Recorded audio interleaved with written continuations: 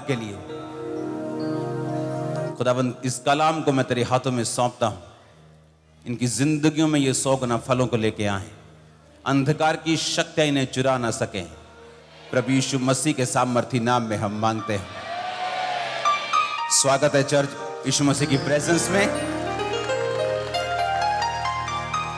ये मेरा first visit है ऑस्ट्रेलिया में और आपके बीच में आके मैं आनंदित हूं, खुश हूं। और मेरा बिलीव है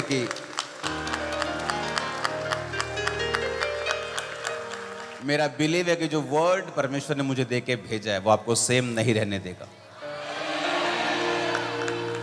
अपनी सीट को आप ग्रहण करो, बैठ जाओ, अपने हाथों को उठाओ, मेरे साथ एक प्रार्थना करो। अपनी बाइबल को उठाओ, खुदावंद से कहो, परमेश्वर ये वचन मेरे शुद्ध रहने का आधार है।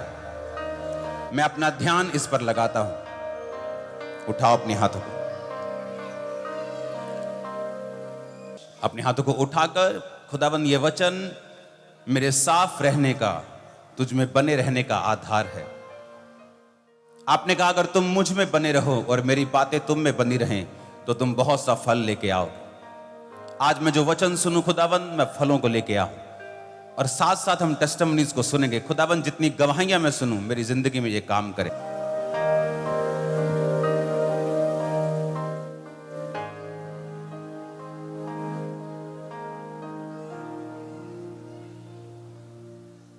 प्रभु यीशु मसीह के सामर्थी नाम में हम मांगते हैं।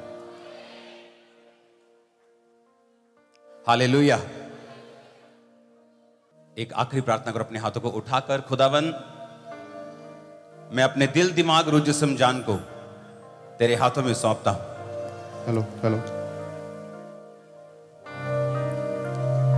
इस पर अपना अधिकार कर। यीशु मसीह के सामर्थी नाम में हम मांगते हैं। Congratulation church.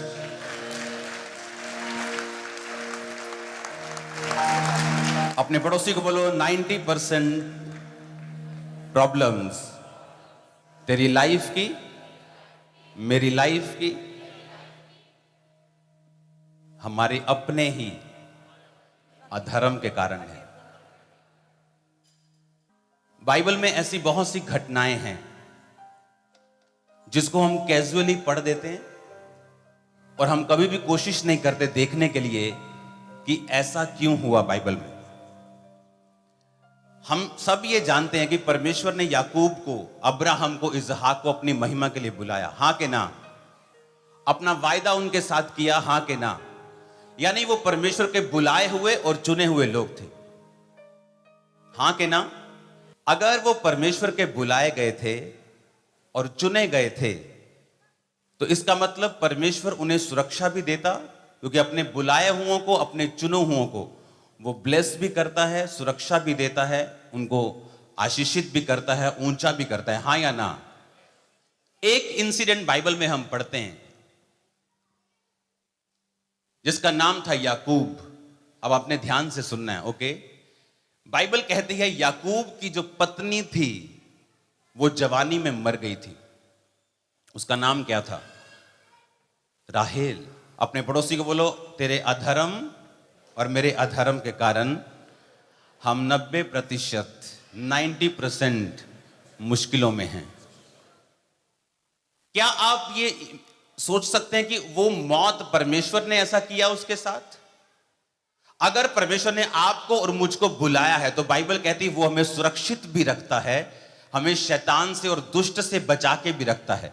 क्या आपको यह लगता है कि वो मौत जो याकूब के घर में हुई, बाइबल को उसी तरह से पढ़ देना और उसको इमेजिन करना कि एक व्यक्ति, एक धर्मी व्यक्ति, प्रोफेटिक वर्ड्स को पाया हुआ परमेश्वर की योजना के नीचे व्यक्ति, और उसकी पत्नी मर जाती है, आपको क्या लगता है किसने किया? क्यों ऐसा हुआ उसके साथ? आप मुझे अपना कैरेक्टर बताओ और मैं आपको आपका फ्यूचर बताता हूं। अब बाइबल कहती है उत्पत्ति 31 उसकी 32 आयत में लिखा, जब याकूब अपने मामा के पास से भागकर वापिस आ रहा था और उसकी दोनों पत्नियां उसके साथ थी, और उसकी एक पत्नी राहेल ने अपने पिता के ग्रह देवताओं को चुरा लिया। एज ए क्रिश्चियन आपके कितने खुदा होने चाहिए? आपके कितने परमेश्वर होने चाहिए? लेकिन बाइबल कहती है अपने पिता के ग्रह देवताओं को वो चुरा के लेके, और जब बाप ने उसका पीछा किया और दोनों लड़कियों के तंबुओं को चेक किया, और उसने वो ग्रह देवता अपनी ऊंट की काठी में छुपाकर उसके ऊपर बैठ के बोलती है, मैं पीरियड्स में हूं लेकिन मैं उठ नहीं सकती। और बाइबल कहती है वो सब जगह ढूंढ के थक गया, और उसके पति याकूब के मुंह से ये वर्ड्स निकले, उत्पत्ति 31 उसकी 32 आयत में। उसने अपने मामा को बोला, जिस किसी के पास तू अपने देवताओं को पाए वो जीवित नहीं बचेगा। मेरे पास तेरा जो कुछ निकले उसे अपने भाई बंधुओं के सामने पहचान कर ले ले, क्योंकि याकूब ना जानता था कि राहेल ग्रह देवताओं को चुरा ले आई है। बाइबल कहती है उसके पति ने अपने मुंह से वचन को निकाला कि जिसके पास तू अपने ग्रह देवताओं को पाएगा वो जीवित नहीं बचेगा। ये वर्ड्स उसके किसके मुंह से निकला? उसके हस्बैंड के मुंह से, क्योंकि वो नहीं जानता था उसकी वाइफ जो है वो ग्रह देवताओं को चुरा के लेके आई है। जब उसने अपने मुंह से वर्ड्स को निकाला कि जिसके पास वो निकलेंगे वो जीवित नहीं बचेगा, बाइबल कहती है कि तुम पर कभी भी व्यर्थ श्राप नहीं पड़ेंगे। जो जादू टोना करने वाले लोग हैं वो क्या बोलते हैं? वो श्रापों को रिलीज करते हैं आपकी लाइफ के ऊपर। और बाइबल कहती है कि याकूब के घराने के ऊपर कोई भी मंत्र जो है वो नहीं चलेगा। और इसीलिए जब एक क्रिश्चियन व्यक्ति परमेश्वर में पूरा होता है, वो श्राप, वो नेगेटिव वर्ड्स उसकी लाइफ में काम नहीं करते, क्योंकि बाइबल कहती है, परमेश्वर कहता है कि कोई भी व्यर्थ श्राप जो है तुम पर नहीं पड़ेगा। आमीन। और जब एक व्यक्ति परमेश्वर की कॉलिंग और उसकी मर्जी से जब बाहर होता है, ये सारी चीजें उस पर घट सकती हैं। व्यर्थ श्राप उसकी लाइफ पर पड़ सकते हैं। एक औरत जो फॉरेन जाना चाहती थी, अफ्रीकन औरत थी, और उस देश के प्रेसिडेंट की मुंह बोली बेटी थी, बहुत उसके ऊंचे पहचान थी और बहुत वो अमीर औरत थी। और उसने कहा कि मैंने यूएसए के लिए वीजा अप्लाई किया, और उसने अपनी मां को बताया, उसकी सौतेली मां को बताया। उसने ऐसे जस्ट बात करते करते कि मैं यूएसए में जा रही हूं, और उसकी मां, उसको नहीं मालूम था कि उससे जेलसी करती है। और उसकी मां ने जादू और टोना किया और उस वचन को बोला कि तू कभी भी यूएसए कदम नहीं रखेगी। वो औरत क्रिश्चियन, वो लड़की क्रिश्चियन नहीं थी कंप्लीट। नाम के क्रिश्चियन और काम के क्रिश्चियन, फर्क है इनमें। उसने एक बार वीजा रिजेक्ट किया, वीजा रिजेक्ट हो गया। उसने सोचा ओके कोई प्रॉब्लम नहीं, ये दिक्कत हो गई होगी। दूसरी बार किया रिजेक्ट, तीसरी बार किया रिजेक्ट। उसने अपने फादर से बात की जो प्रेसिडेंट था, उसने कहा मेरा वीजा 3 बार रिजेक्ट हो चुका, आप कुछ करो। उसने कहा क्या करूं, आप लेटर लिखो। उस प्रेसिडेंट ने लेटर लिखा उस देश के प्रेसिडेंट को, अमेरिकन प्रेसिडेंट को। उस प्रेसिडेंट ने चिट्ठी लिखी अपने काउंसलर को कि इस लेडी का जब वीजा आए तो उसे वीजा देना। इमेजिन, प्रेसिडेंट की चिट्ठी के बाद भी वीजा फिर रिजेक्ट हो गए। कारण क्या था? बाइबल कहती जब तुम श्राप के नीचे हो, कोई मेडिसिन काम नहीं करती, कोई कॉन्टेक्ट्स काम नहीं करते, कोई चीज काम नहीं करती, तुम्हारा टैलेंट काम नहीं करता, तुम्हारा एफर्ट काम नहीं करता, तुम्हारी पढ़ाई लिखाई काम नहीं करती, तुम्हारा अच्छा होना भी काम नहीं करता। और इसीलिए बाइबल कहती प्रभु यीशु मसीह ने उस क्रूज को उठाया था ताकि तुम इन श्रापों से आजाद हो सको। अब बाइबल कहती जब याकूब ने वचनों को रिलीज किया, उत्पत्ति 35 उसकी 16 से 19 आयत, फिर उन्होंने बेतेल से कूच किया, प्रातः थोड़ी ही दूर रह गया था कि राहेल को, उसी लड़की, उसी पत्नी को बच्चा जनने की बड़ी पीड़ा उठने लगी। जब उसको बड़ी पीड़ा उठती थी तो उसकी धाई ने उससे कहा मत डर, अब की बार भी तेरे बेटा ही होगा। जब उसने ऐसा हुआ कि वो मर गई और प्राण निकलते निकलते उस बेटे का नाम बेनोनी रखा, परंतु उसके पिता ने उसका नाम बिन्यामीन रखा। बाइबल बताती इस औरत के प्रीमेच्योर डेथ का कारण उसका अपना कैरेक्टर और परमेश्वर के पीछे ना चलने का रीजन था। फेलियर था कि परमेश्वर को वो फॉलो नहीं कर पाई, और हर तरह का जो फालतू का श्राप था उसकी लाइफ में रहा। जीसस क्राइस्ट ने जब इंसान गिरा, यहोवा ने कहा था कि तुम दुखों के साथ अपने बच्चों को जन्म दिया करोगे। लिखा कि नहीं लिखा? हाँ, दुखों के साथ तो अपने, लेकिन बाइबल कहती जब आप परमेश्वर में आते हैं तो परमेश्वर आपको उन श्रापों से फ्री करता है। उसको इतनी डिलीवरी की पेन हुई कि उस पेन में वो मर गई, लेकिन ये सब कुछ परमेश्वर की ओर से नहीं था। बाइबल कहती तुम्हारे अपने अधर्म के कामों के कारण तुम संघर्ष कर रहे हो। इसलिए मैंने कहा 90% ह्यूमन जो प्रॉब्लम्स हैं वो उसी की अपने अधर्म की वजह से और फेलियर की वजह से कि वो परमेश्वर के पीछे नहीं चल पा रहा, इस वजह से है। हालेलुया। बाइबल कहती है परमेश्वर ने जब याकूब के 12 बच्चे थे और यहूदा उनमें से एक था, यहूदा का मतलब है प्रशंसा, लेकिन वचन कहता है कि यहूदा ने फैसला किया कि वो अपने घर से अपने भाइयों से दूर जाके रहेगा। अगर आप उस वचन को पढ़ना चाहते हैं मैं आपको पढ़वा सकता हूं।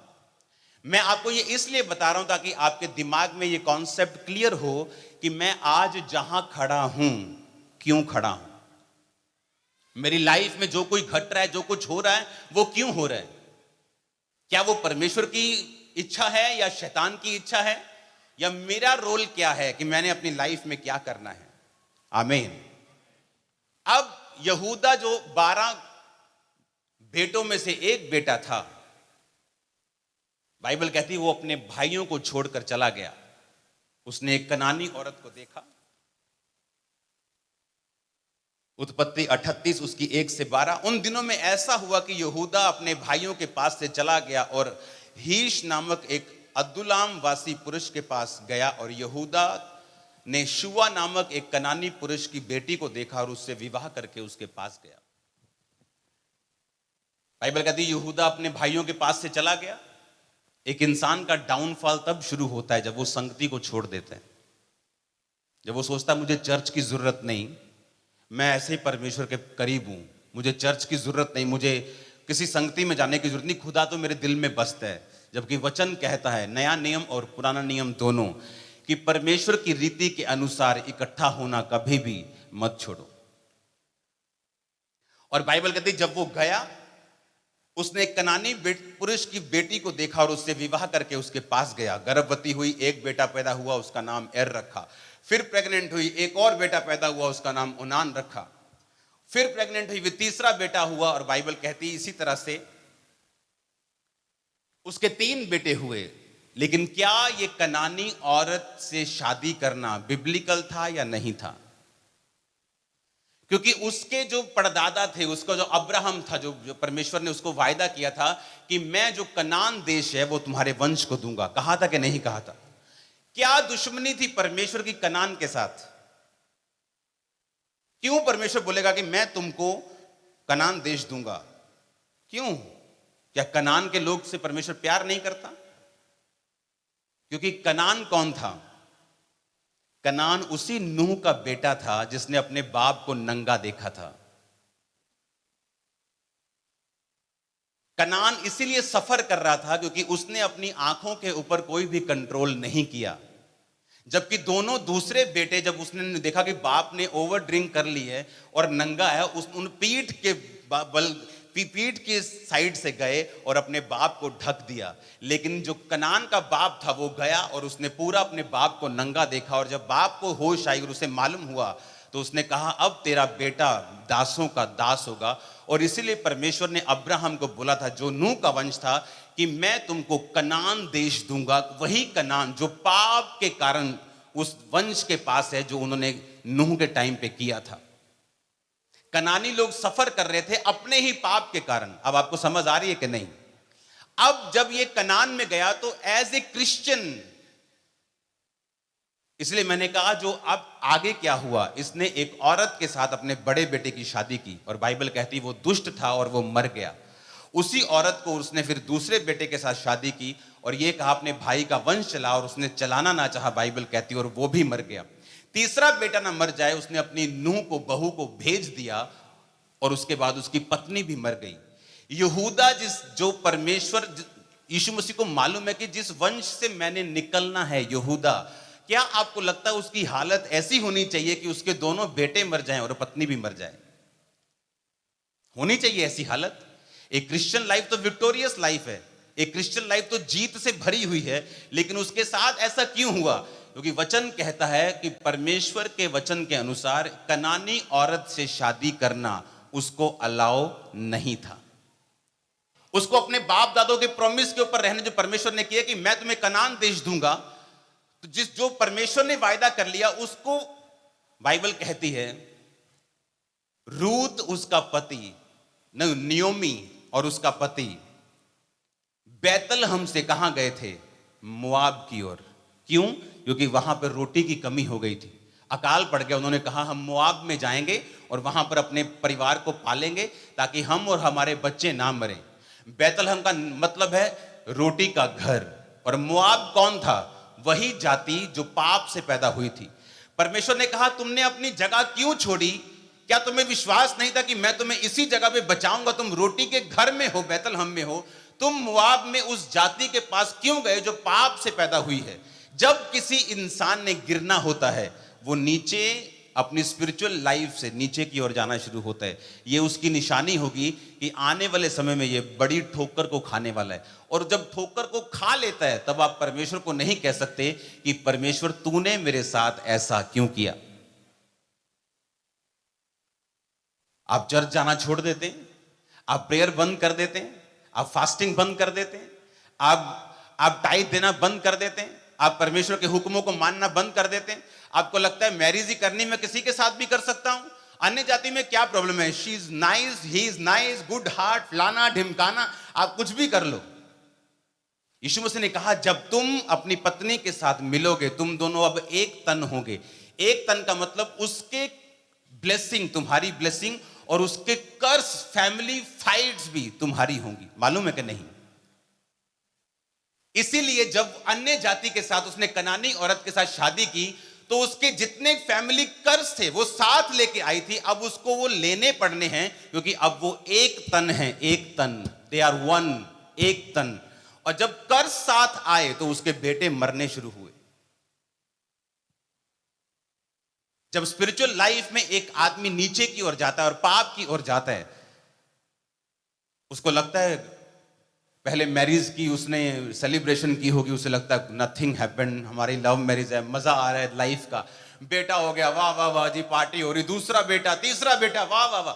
बाइबल कहती है जो पाप इंसान करता है परमेश्वर उसे माफ तो कर सकता है लेकिन उस पाप का कॉन्सिक्वेंस जो है वो कभी भी माफ नहीं होता।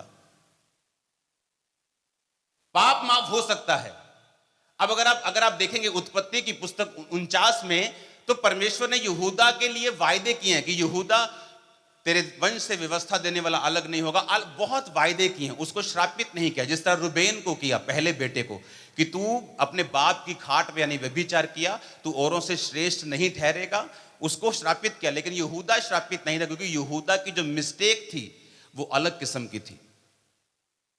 उसने अपनी लाइफ का संघर्ष खुद चुना था। इसहाक की पत्नी कैसे आई थी? आप क्रिश्चियन हैं सभी, उसके पिता ने भेजा कि जा, ये मेडिटेशन में बिजी रहता है, शाम को वचन का ध्यान करने के लिए जाता है, जा इसके लिए पत्नी को ढूंढ, लेकिन मेरे ही फैमिली की वो हो। लेकिन बाइबल कहती यहूदा जो था उसने गलत राह को चुना, संगति से दूर हुआ, परमेश्वर के वचनों से दूर हुआ और अपनी सफरिंग्स का कारण वो खुद था। हालेलुया। दाऊद ने पाप किया, बैतशेबा के साथ उसने गुनाह किया। नबी आगे कहता है कि तूने पाप किया, उसने कहा परमेश्वर मुझे माफ करे। नबी कहता तेरे पाप माफ हो चुके हैं, पर इसका कॉन्सिक्वेंस माफ नहीं हुआ। जिस तरह तूने तलवार चलाई है उसके पति के ऊपर, तेरे घर पे भी क्या चलेगी? तलवार चलेगी। जो तूने बोया है वो तू काटेगा। हां, खुदा ने तुझे माफ कर दिया। यहूदा जा तो स्वर्ग ही रहा है, लेकिन इस धरती के ऊपर संघर्ष करते करते स्वर्ग जाना है, मार खा खा के शैतान की स्वर्ग जाना है कि आराम से जाना है। अब सिडनी आए हो, मेलबर्न किसी ने वापिस जाना है तो साइकिल से भी जा सकते हो, पैदल भी जा सकते हो, गाड़ी से भी जा सकते हो, प्लेन से भी जा सकते हो। तुम डिसाइड करो तुमने किस तरह जाना है। धक्के खा खा के जाना है या तुमको स्मूथ लाइफ चाहिए।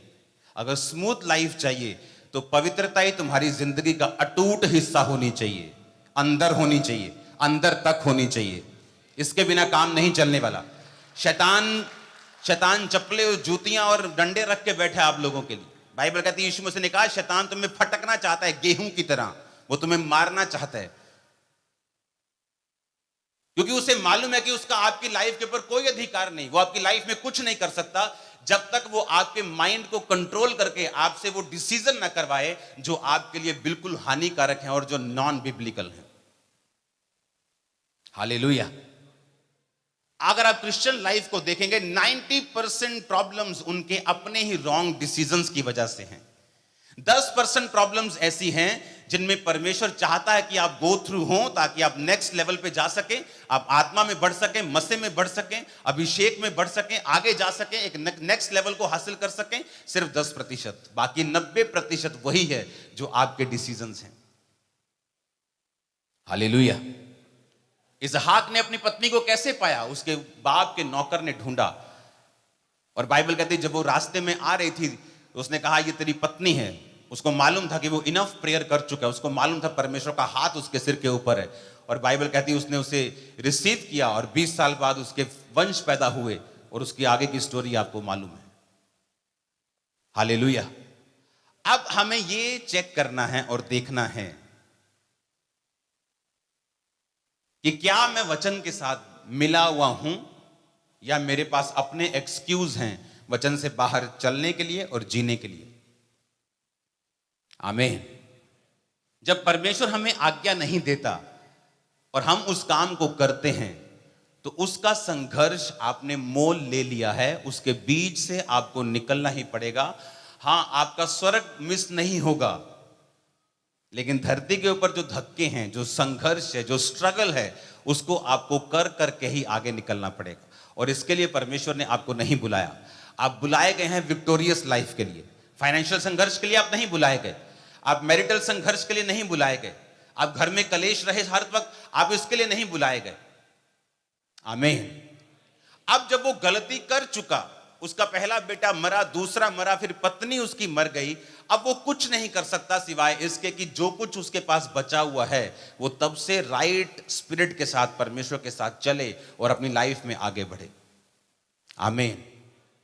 कितने इन बातों को आप समझ रहे हैं, सब चीजों को, कि हमारी अपनी लाइफ के रॉन्ग डिसीजंस हैं। यहूदा का मतलब है प्रशंसा, प्रेज। वो कैसे अपने भाइयों से अलग रह सकता है, कैसे संगति से अलग रह सकता है, और उन लोगों की संगति में जो परमेश्वर को जानते तक नहीं। हालेलुया। आप कैसे, आपका बेस्ट फ्रेंड, आप कैसे उन लोगों के साथ समय बिता सकते हैं जो परमेश्वर को जानते नहीं?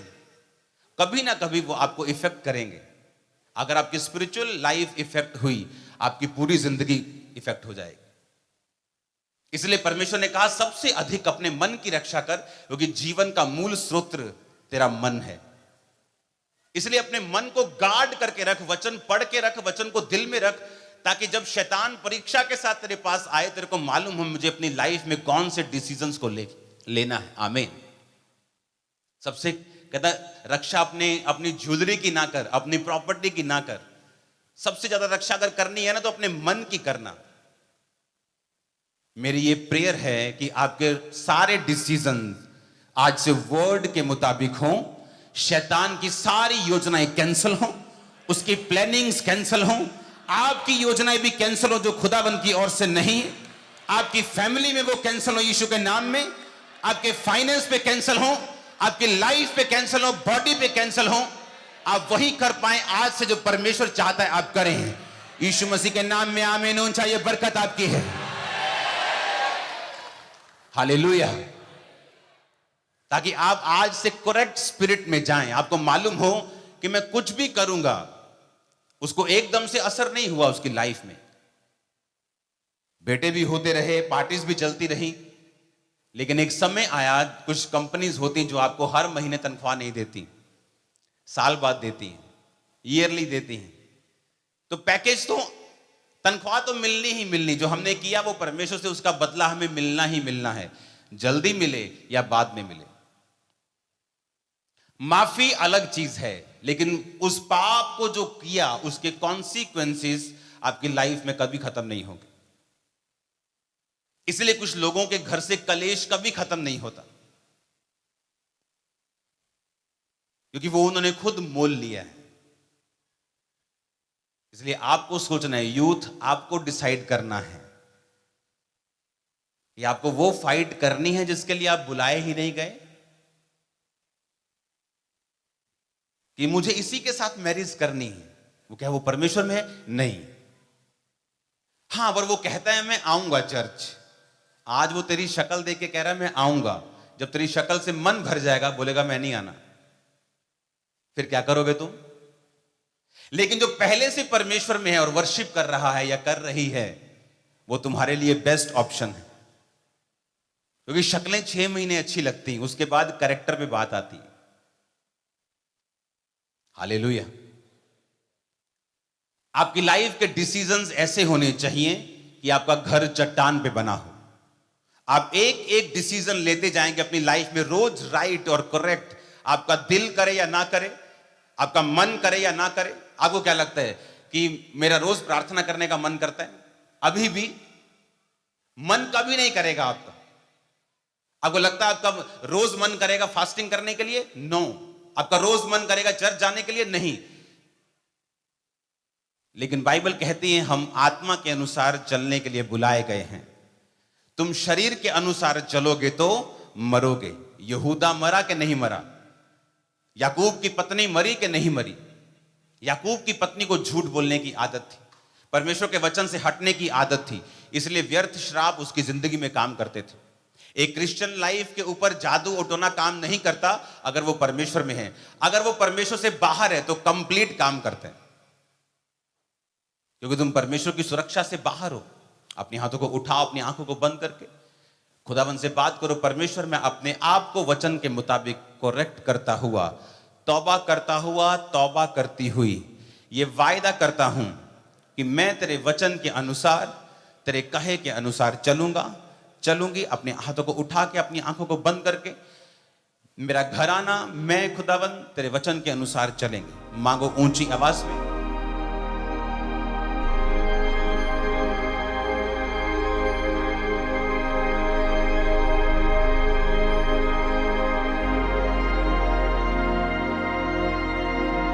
प्रभु यीशु मसीह के सामर्थी नाम में हम मांगते हैं। जो आज सही है वो करो। यीशु मसीह ने कहा मेरा राज एक बीज के समान है, जब पृथ्वी में बोया गया वो अपने आप से फल लाती है। मेरा राज एक बीज के समान है, जब पृथ्वी में बोया गया और जिसने बोया वो रात को सोया और सुबह को उठा और ना जाना कि जो उसने बोया था वो फल ला रही है। इसका मतलब क्या? उसने कहा जब वो बोया जाएगा, चाहे तुम्हारे दिमाग में कुछ भी हो, क्या ये फल ला सकता है? क्या ये बढ़ेगा? पर कहता वो फल लेके आता और बढ़ता है। जो आज सही है बोना, जो आज सही है पानी देना, तुम वो करो। आज के टाइम पे वचन पे कैसे चलना है तुम इसकी चिंता करो। मैं तुम्हें इतना फलदार करूंगा, परमेश्वर कहता, कि पक्षी आकर, यानी लोग तुमसे जीवन लिया करेंगे और तुम्हारे अंदर आया करेंगे अगर तुम मेरे वचन पे सिंपली चलो। इतना आसान है फल लाना।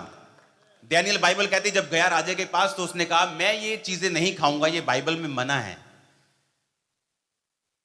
छोटा सा यंग लड़का बोल रहा है कि मैं नहीं खाऊंगा, तुझे कुछ भी करना है, मुझे सजा देनी है, मुझे पनिश करना है, तुझे मुझे दे दे, लेकिन जो आज सही है मैं वो करूंगा। और बाइबल कहती है वो बीज जो बोया गया था होता होता सब दूसरे पेड़ों से भी बड़ा हो गया। और डैनियल हमेशा अपने देश में राज करता रहा। राजा चेंज होते रहे लेकिन उसकी पोजीशन सेम रही, जबरदस्त रही। आमीन। आज जो करेक्ट है, आज जो सही है वो करो।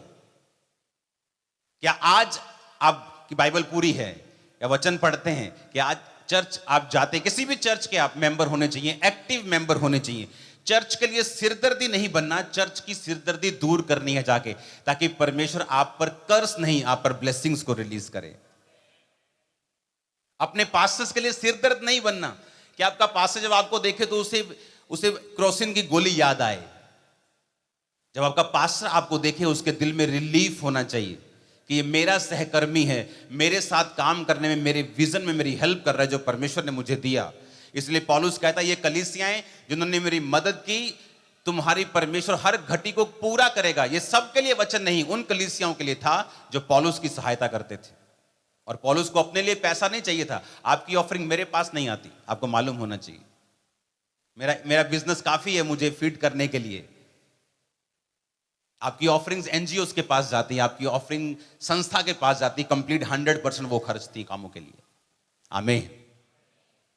आज जो सही है उसे करना है, आज जो करेक्ट है उसे करना है। वो शराब छोड़ना हो, वो फालतू टीवी छोड़ना हो, वो व्यभिचार छोड़ना हो, वो पॉर्न मूवीज को देखना छोड़ना हो, आज जो सही है उसे करना है। आमीन। ज्यादा लंबा नहीं सोचने की जरूरत। क्या होगा?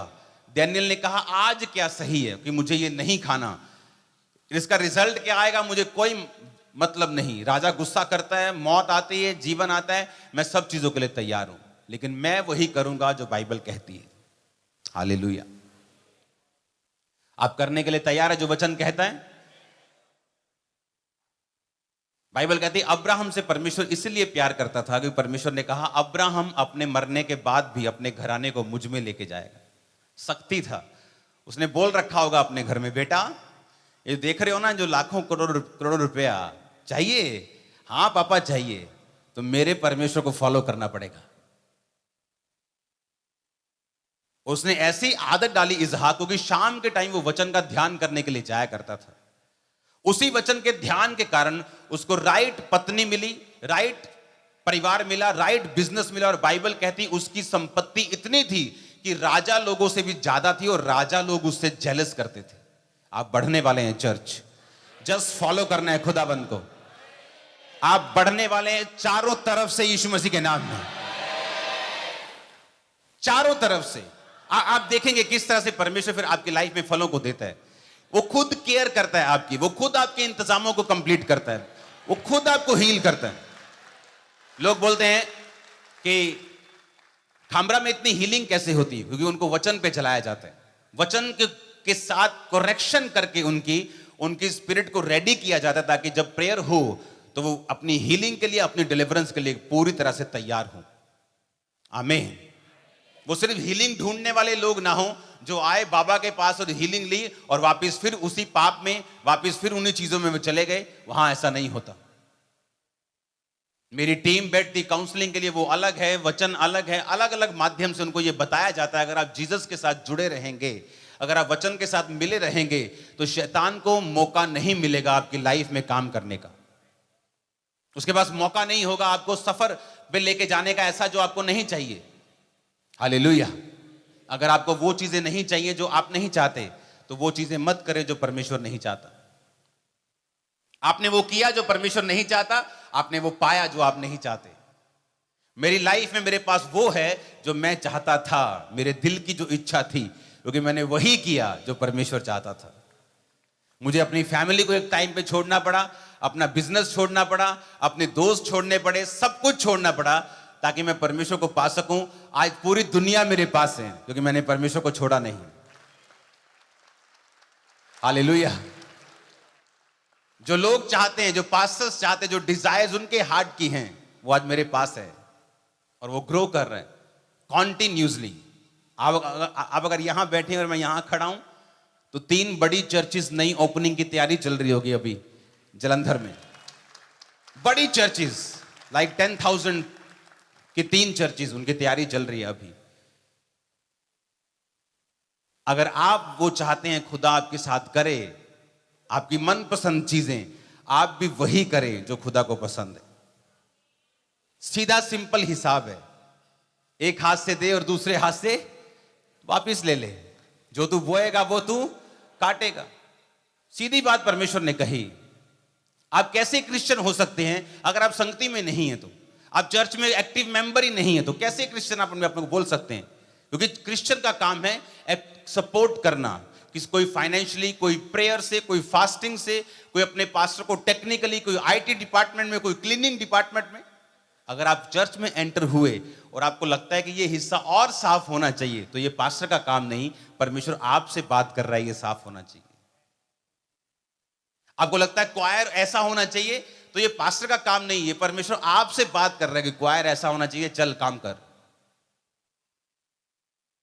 चर्च में ये एक चीज और होनी चाहिए, तो ये उस पास्टर का काम नहीं, परमेश्वर आपसे बात कर रहा है उस काम को करने के लिए। जब आप करेंगे आप बरकत को पाएंगे।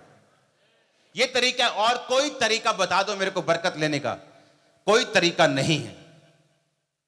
बाइबल कहती परमेश्वर एक विजन देता था अपने दासों को, पौलुस को, पतरस को एक विजन था कि तुमने कामों को करना है।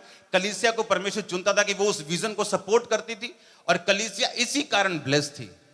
बाइबल कहती जो पतरस के पास कलीसिया थी, एक भी दरिद्र नहीं था, एक भी गरीब नहीं था, और बाइबल कहती है अपने मकानों और दुकानों को बो दिया करते थे। अगर मेरे पास एक मकान और कलीसिया का मेंबर बनने के बाद मैंने वो मकान बो दिया, उसके बाद तो मैं गरीब हो गया, लेकिन बाइबल कहती है उनमें से एक भी गरीब और दरिद्र नहीं था। कारण क्या? जब उन्होंने बोया, परमेश्वर ने हेवन ओपन किया और दिया उनको जिन्होंने बोया था। चर्च का काम भी हुआ और परमेश्वर ने ब्लेस भी किया उनको। हालेलुया। आप उसको बीट नहीं कर सकते, आप परमेश्वर को हरा नहीं सकते। उसने कहा तुम एक कटोरा दोगे तो मैं जब तुमको वापस करूंगा हिला हिला के और दबा दबा के। पंजाब की वो लेडीज को मालूम है, वो आटा लेने ग्वांडियां तो ऐदा लेता थे, वापस कीता थे दब दब के। परमेश्वर कहता मैं दब दब के दूंगा तुम्हें, हिला हिला के और दबा दबा के मैं तुम्हें वापस करूंगा। अगर हमने दिया ही कुछ नहीं, ना प्रेयर, ना फास्टिंग, ना बोझ, ना काम, ना क्लीनिंग की कभी चर्च में आके, लेकिन हम पास्टर के लिए सिरदर्दी बन गए, तो परमेश्वर क्या देगा आपको? सिरदर्द देगा आपको, क्योंकि आपने दिया ही सिरदर्द है अपनी चर्च को। आपने ट्रबल दिया है, आपने अपने घरों में ट्रबल बोया, आपने काटा है, आपने चर्च को ट्रबल दिया, आपने चर्च में जो दिया फिर परमेश्वर ने आपको वापस किया। मेक श्योर जब आप परमेश्वर के घर में हैं आप क्या दे रहे हैं? आप शांति दे रहे हैं? आप साथ दे रहे हैं? मेरी लाइफ में अनगिनत मिरेकल्स मेरी कलीसिया में ऐसे हैं जो उन्होंने सेवा से हासिल किए। एक लड़का, उसका बाप मर गया पागल होने के बाद, उसको अटैक हुए, 2-3-4 दिन खाना छोड़ा, ज्यादा हुए, हॉस्पिटल ले गए, मेंटल हॉस्पिटल ले गए, वहां से डेथ हो गई, वापस लेके आए, हिंदू थे, संस्कार किया। सेम अटैक उसके बेटे को होने लगे, उठा के चर्च में कोई बताया कि चर्च में ले जाओ, सेम अटैक, सेम चीजें होने लगी, उसने भी खाना छोड़ दिया, मरने पे था। और जब मेरे पास लेके आए, मैं चर्च में ऐसे ही खड़ा था, वहाँ कंस्ट्रक्शन का काम चल रहा है, उसकी मम्मी उसको लेके आए उसको, और वो पागलों की तरह कर रहा है। मैंने कहा ए लड़के उठ खड़ा हो, मैंने कहा वो सामने मिट्टी का काम चल रहा है ना, जब काम कर चल वहां जाके। कंस्ट्रक्शन का काम करने के बाद पागलपन खत्म हो चुका था। कुछ दिनों के बाद मुझे मिला, कंप्लीटली हील, डिलीवर, पूरी रीति के साथ बच चुका था। लेकिन अगर लोग देखते तो लोग एक्सपेक्टेशन होती कि मैं उसके सिर पे हाथ रखूं, दुष्ट आत्मा को डांटूं। हर जगह परमेश्वर ऐसे काम नहीं करता, वो अलग अलग तरह से काम करता है। हालेलुया। मैंने लोगों को देखा जो काम उनकी लाइफ में कभी नहीं हुए, जब उन्होंने परमेश्वर की सेवकाई को शुरू किया, काम शुरू हो गए। और सेवा करने के लिए अपना चर्च ओपन करने की जरूरत नहीं, आप सेवा किसी भी रीति से कर सकते हैं। आप सीए हैं, आप अकाउंटेंट हैं, चर्च की हेल्प कर सकते हैं। आप आईटी डिपार्टमेंट में चर्च की हेल्प कर सकते हैं। आप किसी भी चीज में हैं, आप कुछ किसी चीज में भी नहीं, आप क्लीनिंग कर सकते हैं। आपको खुदा के घर से और खुदा से प्यार करना है, ताकि आप उस प्यार को वापस अपने परिवार से, अपने लोगों से अपनी जिंदगी में पा सकें। हर एक नेगेटिव कर्स आपकी लाइफ से फिनिश हो आज इन जीसस नेम। आप करेक्ट होके वापस जाएंगे। ये 2 दिन आपने सुन लिया ना वर्ड, आप करेक्शन में जा रहे हैं वापस। आमीन ऊंचे वाला चाहिए चर्च। हालेलुया। आप अपनी चर्च की ब्लेसिंग का कारण होंगे, आपकी हीलिंग जल्दी हो जाएगी, बरकतें जल्दी होंगी। आप संघर्ष में नहीं रहेंगे, आप फ्लो करेंगे। ये ऐसा बाइबल कहती है। आप देखो, विश्वासी की आशीष का तरीका बताओ क्या है? क्यों खुदा तुम्हें ब्लेस करे बताओ फिर बाइबल में, अगर और तरीका है तो। उसने कहा जो कुछ तुम मेरे नाम से मेरी महिमा के लिए मांगोगे मैं तुझे दूंगा। मेरी महिमा के लिए मांगोगे? मैं मांग रहा हूं खुदावन, मुझे पैसा चाहिए तेरी महिमा के लिए, मुझे क्रूसेड्स करने, मुझे ब्रांचेस खोलनी तेरी महिमा के लिए। तुम मांग किस लिए रहे हो? उसकी महिमा के लिए। वो तुम्हें देगा, बाइबल का वचन तुम्हें देगा। वो जीसस ने खुद कहा है, उसने कहा वो तुम्हें देगा। किसान को कॉन्फिडेंस है जब वो फसल बीजता है, पंजाबी हैं, आड़ती हैं, आड़ती को बता के रखता है कि पाजी आ रही है फसल 6 महीने से, ला देंगे कर्जा सारा। उसे मालूम है, कॉन्फिडेंस है कि मैंने जो बोया वो फल लेके आएगा। लेकिन जीसस ने कहा उसको कॉन्फिडेंस है पर तुम्हें नहीं। अगर तुम्हें कॉन्फिडेंस होता तो तुम सही चीजों को ही करते, क्योंकि तुम्हें मालूम है तुम फल लेके आओगे। अपने हाथों को उठाओ टेस्टिमनीज के लिए। खुदा, जितनी गवाहियों को मैं सुनूं फलों को लेके आऊं, जितना वचन मैंने सुना फलों को लेके आऊं, अंधकार की शक्तियां से चुरा ना सके। ऊंची आवाज में इस वर्ड के बाद आपके लिए प्रेयर होगी, आप सेम वापस नहीं जा रहे। इसलिए अपने हाथों को उठा के इस वचन को कबूल करो। खुदाबंद, मैं तौबा करता हूं अपनी लाइफ को एक्यूरेट चलाने के लिए, सही रीति के साथ चलने के लिए। मैं तौबा करता हूं, तौबा करती हूं, तेरे वचनों के अनुसार चलने के लिए मैं तैयार हूं। खुदाबंद, तेरे घर में आने के लिए, सेवा करने के लिए, काम करने के लिए, हम्बल होके, दीन होके तेरी सेवा करने के लिए मैं तैयार हूं। तेरा आत्मा मुझे छुए, मेरे घराने को छुए। मांगो ऊंची आवाज में।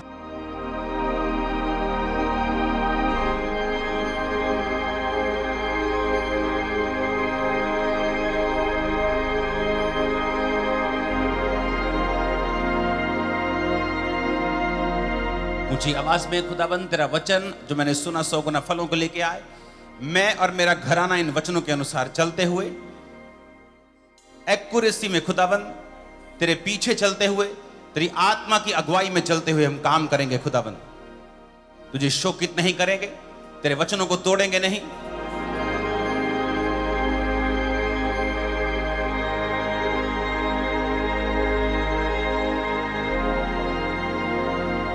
तेरी स्तुति करते हैं हम, तेरी स्तुति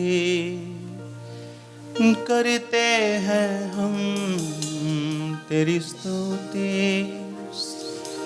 करते हैं हम, तेरी स्तुति करते